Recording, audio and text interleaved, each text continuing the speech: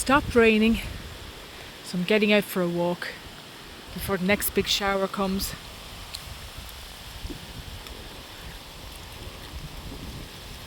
It's so beautiful this time of year. All the different colours. The little river down there.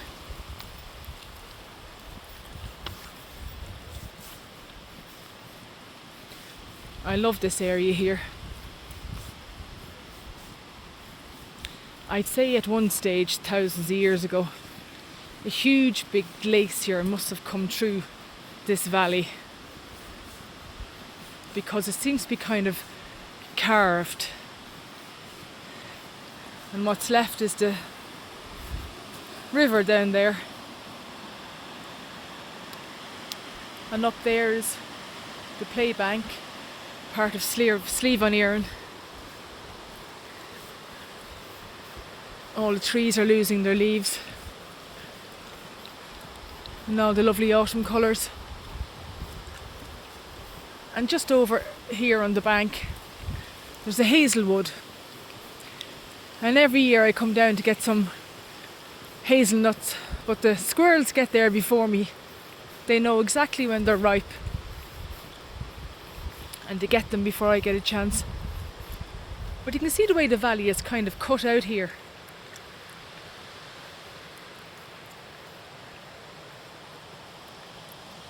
And it goes all the way down and down.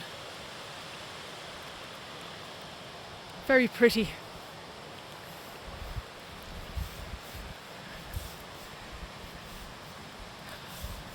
North Leitrim is a very pretty part of the world.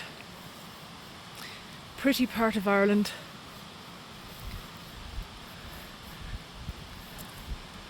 Very little has changed here compared to where I grew up. I grew up in a beautiful little fishing village on the east coast, and my husband grew up here. And for 20 years we lived together over on the east coast before we decided to up sticks and move back to this part of Ireland. And he's delighted to be home, and I'm delighted to be here too.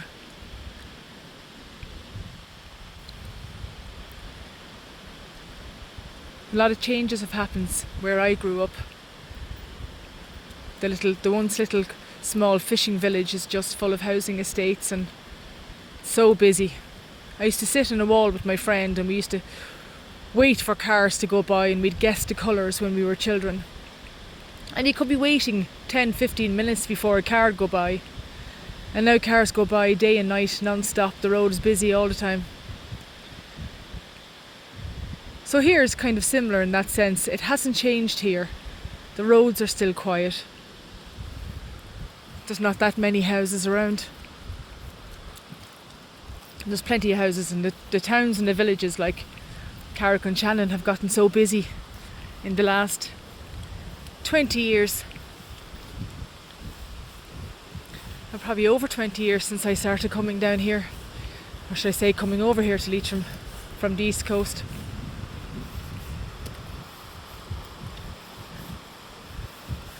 And I always say to my husband, you're so lucky. When you come home, everything still looks the same.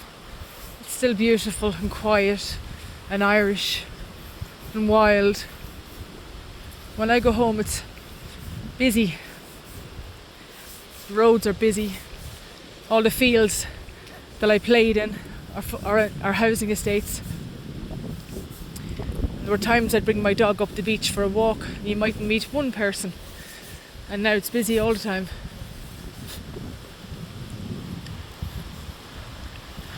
So, see the height up here now. That's like a hazelwood up there, and it's amazing that this bank here is being held up and held together by all the roots of all those hazel trees. And after all the rain, it's quite noisy here.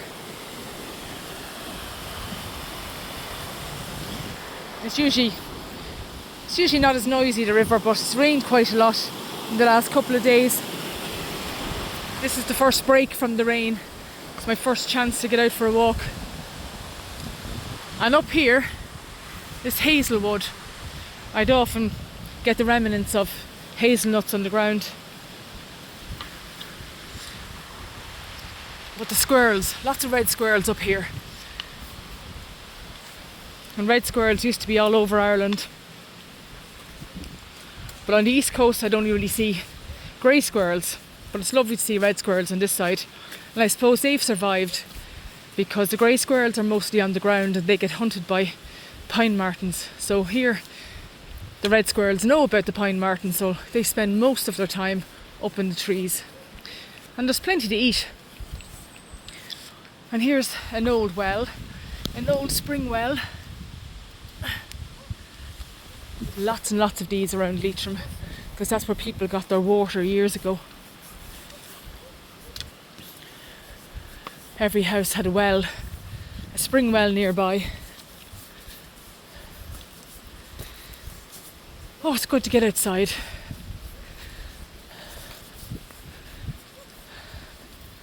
Let's go take a break from politics. When I moved here, I thought I'd just do videos on the beauty around me and videos on my garden and how I'm getting on growing things. But I kind of got caught up in all that corruption that's going on in the country. I need to take a break from it sometimes because it does get into your head and it can really depress you when you see what's going on. And you have such a great love for your country and your identity. And you just want to see it preserved. You don't want it to be just taken over. And I don't have a problem with immigration into Ireland, but I have a massive problem with illegal immigration coming in. And I'm watching my little towns and villages around just completely changing. And while not much has changed around here in beautiful North Leitrim, a lot of things have changed where I grew up and where I went to school. So it's good to get outside in nature for a while and just take in the fresh air and the beauty. I can see there's more. Probably can't see them because I'm on my phone, but if I had my camera with me now, you'd see just across here there's more and more windmills going up, which really annoy me. You wouldn't see windmills like that around Kerry, Killarney and all that because it's a beauty spot, but sure, stick them up there in Roscommon and Leitrim, sure. No one doesn't bother anyone to have them up there, but it bothers me. And there's my favourite old oak tree. That oak tree could be, I don't know, it could be up on 150 if not more years old. They say it takes an oak tree 100 years to reach maturity and then 100 years to die. So that oak tree is there a long, long, long time. And it just seems to hold that little bank together where a stream goes by. It's just losing its leaves now, but every year I look at it and I think, such a beautiful old tree. I wonder how many people over the years have walked past it. I love coming down here, just in here, around these trees here is an old derelict cottage. I'd often walk by it and I think to myself, what kind of a life did they have? Like, people were tough cookies back then. They really were. They walked everywhere.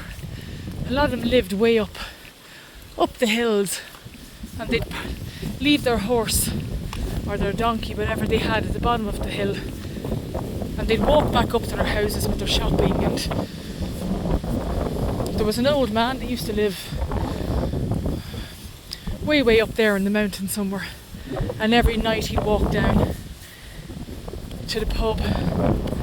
I don't know if it was it must have been a 5 kilometre walk from, but I think he did it up until he was nearly in his 80s. So they were tough cookies, people back in the day. I think nowadays we don't walk as much everywhere. Lots more people, especially farmers, around with healthy big bellies. Because they have quads and things now to go up and check on sheep, and off they go on their quad bikes. And we're living longer, but are we as healthy? It really is beautiful around here. I'm just in out of the wind. You can see a tree fell in the last storm just over there.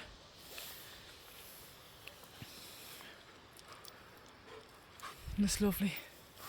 Just the odd house, the odd farm just sprinkled around the mountains. And it does look very pretty, but the land is bare because there's a lot of sheep farmers here, and the sheep eat absolutely everything. So I only have a little acre, but I'm going to try and put as many wildflowers and different things on it as I can. I had lots of bees this year, and wasps, and every type of caterpillar, and it's just fantastic to see it. And frogs everywhere. So if we can all keep a little part of our garden wild, and even if you don't have a garden and you have a little patio, just throw in a few plant pots and grow lots of different flowers and things for the bees. It's so important. We need our wildlife. I don't see as many foxes. I remember when I first started coming to North Leitrim over 20 years ago, you'd see hares, pheasants, pine martens, badgers everywhere. Not so much now. Even the red squirrel now. Not as much as I used to see them.